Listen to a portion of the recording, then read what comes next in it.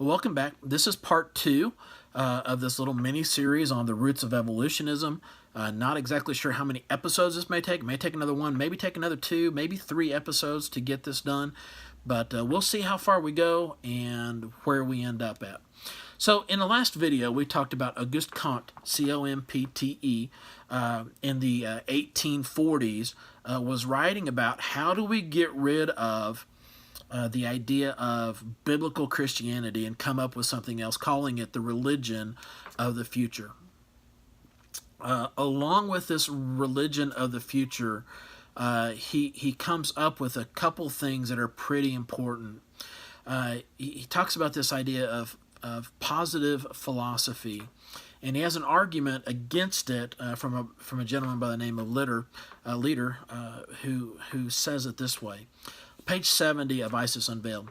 Positive philosophy, continues Leader, does not accept atheism, for atheism is not a really emancipated mind, but is in his own way a theologian still. He gives his explanation about the essence of things that he knows how they began.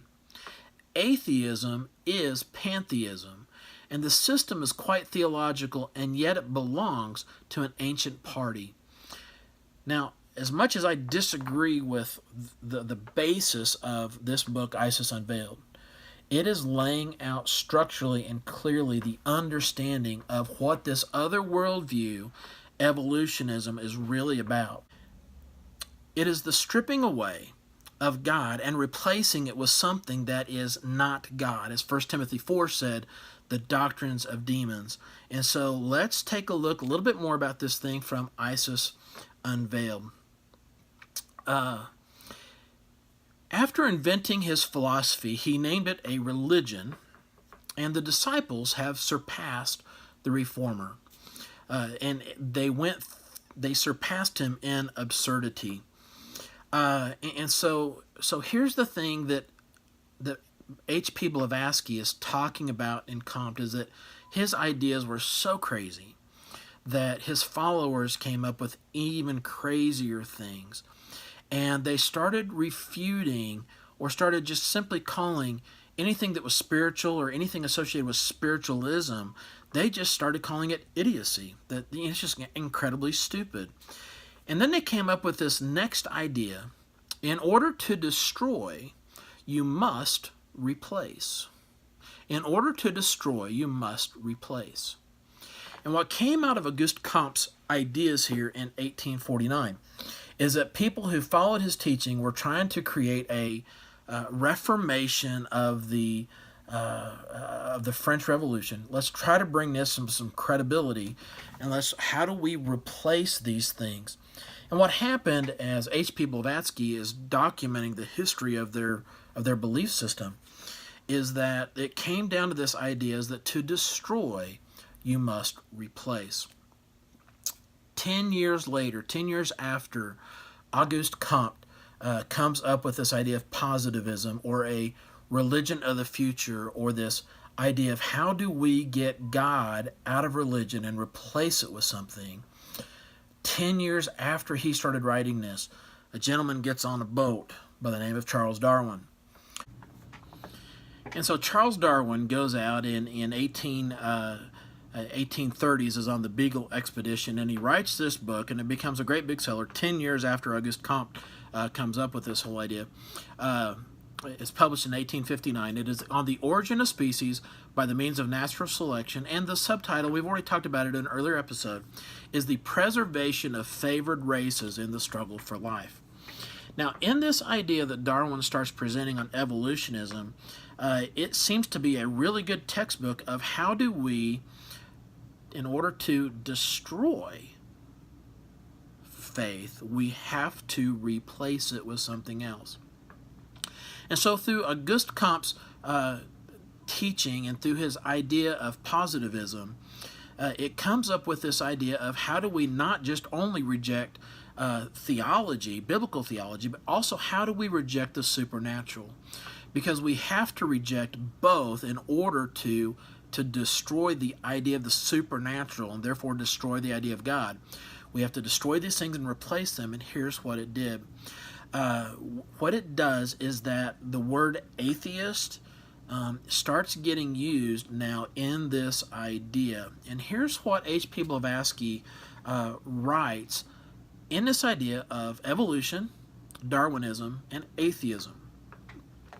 It is on this ground, on page 70, it is on this ground it equally rejects atheism, for the atheist is at bottom a theologian. And the atheist does not reject the problems of theology, it just rejects the solution of theology. And therefore it is illogical. The idea then that the contrary argument is that atheism is really nothing, but positivism just rejects the problem in its entirety, and therefore we shouldn't ever waste our time in the search for a first cause or a final cause. It's just that we exist and we have our duty and we have our destiny.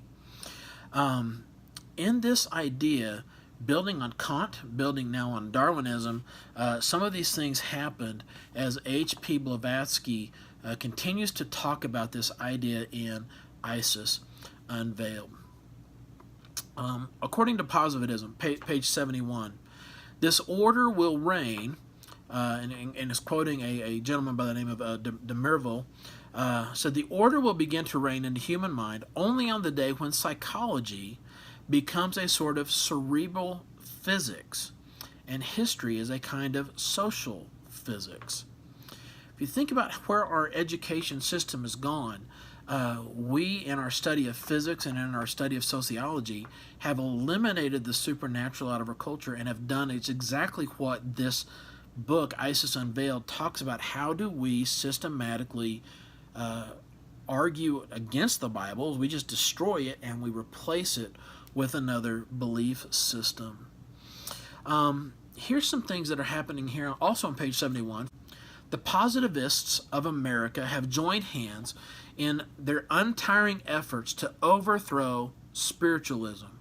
And to show their impartiality, they now propound such novel queries as follows.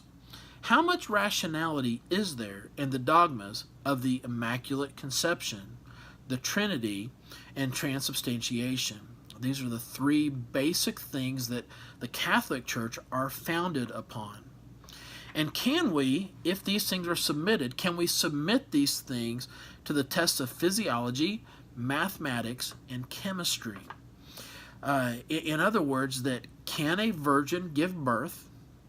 Physiology, the Trinity, how can three things exist in one? Mathematics, and the idea of transubstantiation. I don't buy into this, but it is a Catholic teaching that somehow miraculously, when you take communion, that the wafer that they serve becomes the actual body of Christ. And so they want to be able to test, how does bread become flesh with DNA? We were saying it in today's English. And so they want to take these three fundamental teachings of the church and subject them to physiology, mathematics, and chemistry. And that if these things do not actually happen, then we can completely destroy the foundation of the Catholic system and replace it then with something else. A entirely new set of what they call on page 71 respectable beliefs. And when we start not denying these things and replacing these things and destroying these things, this whole thing comes down to how do we go ahead and actually put this into place. I'm going to skip over here to, let's go to pages 75 and 76 of Isis Unveiled. When we think about the idea of destroy and replace, here's what happens. Page 75, what shall we do? Shall we recall the disagreeable past? Shall we point to medieval scholars conniving with the clergy to deny the heliocentric theory for fear of hurting an ecclesiastical dogma? Must we recall how learned conchologists once denied the fossil shells, finally found scattered over all the earth, and that they were incredibly inhabited by living animals at all? How the naturalists of the 18th century declared these but mere facsimiles of animals, and how the naturalists fought and quarreled and battled and called each other names for over a century. It is now time to start changing this thing into anything but transcendental, and it ought to be a palatable study a palatable subject for exact study. And if the scientists couldn't agree on it, we can hardly expect them to believe in any other forms. And so this whole idea then comes into conflict of, well, we have conflict within our own ranks of how it is that we're supposed to endure these things, and how do we communicate these ideas to people. And so here's what happens. This comes now down to the root of evolutionism and its opposition to biblical thought and biblical teaching. In his oft-quoted work, page 75, in his oft-quoted work, Conflict Between Religion and Science, Professor Draper shows a decided propensity to kick the beam of the scales of justice and lay all impediments to the progress of science at the door of the clergy alone. With all respect and admiration due this eloquent writer and scientist, we must protest and give everyone his just due.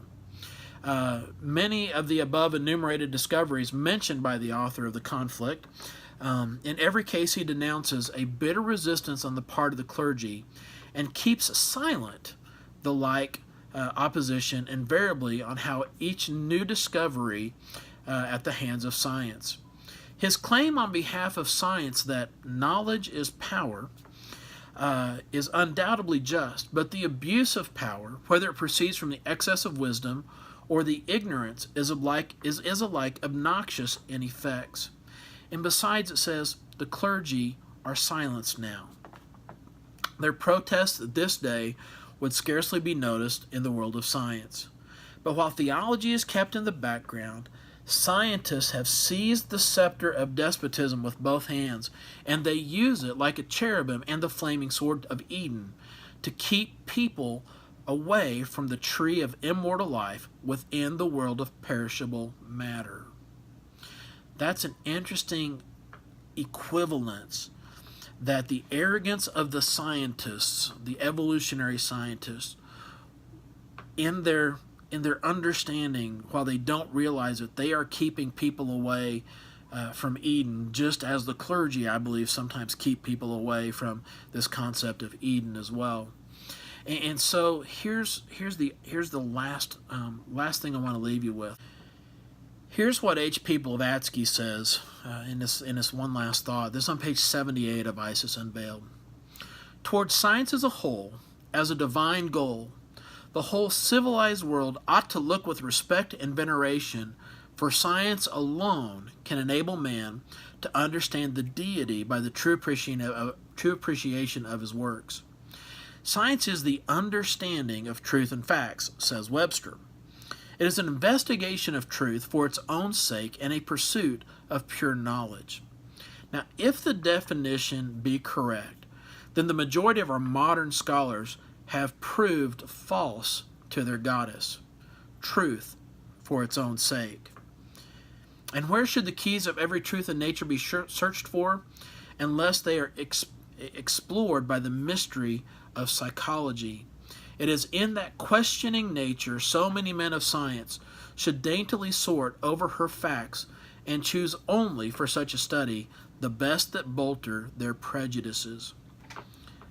This is 1877, some not quite 20 years after Charles Darwin's Origin of Species and the preservation of favored races and the struggle for life.